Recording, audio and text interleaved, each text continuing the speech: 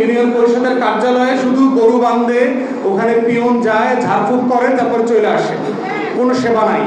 তাহলে আমার টোটাল স্থানীয় প্রশাসনের মাধ্যমে আমার যে জনগণের সেবা পাওয়ার কথা ছিল, তার প্রত্যেকটা সেবার সূত্র যারা কাউন্সিলররা ছিলেন, সেই সেবার সূত্রটা লাইনটা কেটে গেছে।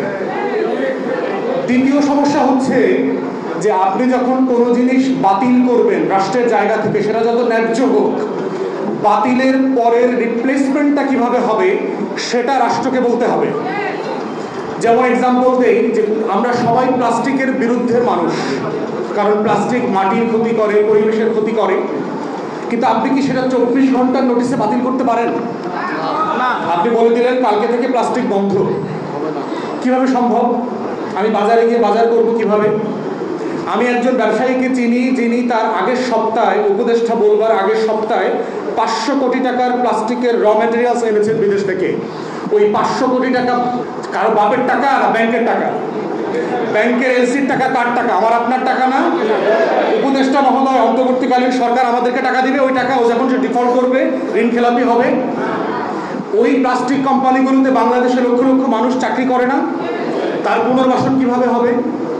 তাহলে একটা রাষ্ট্র যত ন্যায্য কারণেই হোক কোনো সিদ্ধান্ত নেয়, রাষ্ট্রকে তার রিপ্লেসমেন্ট সেবার মেকানিজমটা আগে তৈরি করতে হয়, যে আমি এটা বাতিল করবার পরে কি হবে, ওটা আমি কিভাবে ম্যানেজ করব। এখন দেখেন যে আপনি কি যুক্তিতে বাতিল করেছেন এই যুক্তিতে, যেহেতু এগুলো আওয়ামী ফ্যাসিবাদের আমলের নির্বাচনে হয়েছে, অতএব এই নির্বাচনটা বৈধ হয় নাই, ন্যায্য হয় নাই, বিরোধী দলগুলো এগুলো মানে নাই, কথা শুনতে এই জন্য বাতিল করলাম। রিপ্লেসমেন্ট বসাইছেন কাদেরকে? আমলাদেরকে না? এই আমলারা রাইতে ভোট করছে না?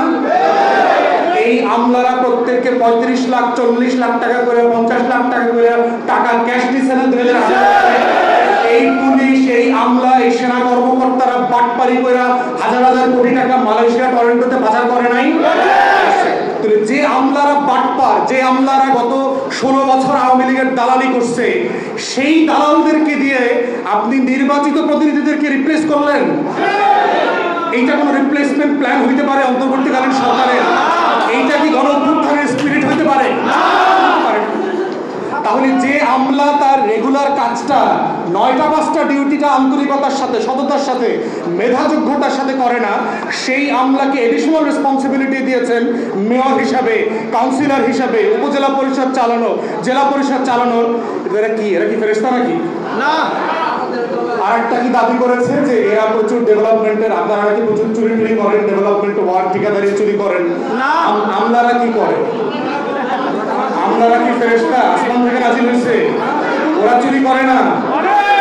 শ্বেতপত্রে যে $16 বিলিয়ন প্রতি বছর চুরির গল্প আসছে, ওইটা কি কাউন্সিলররা করছে? ওই টাকা চুরি করছে কে? আমলারা করছে, রাজনীতিবিদরা করছে।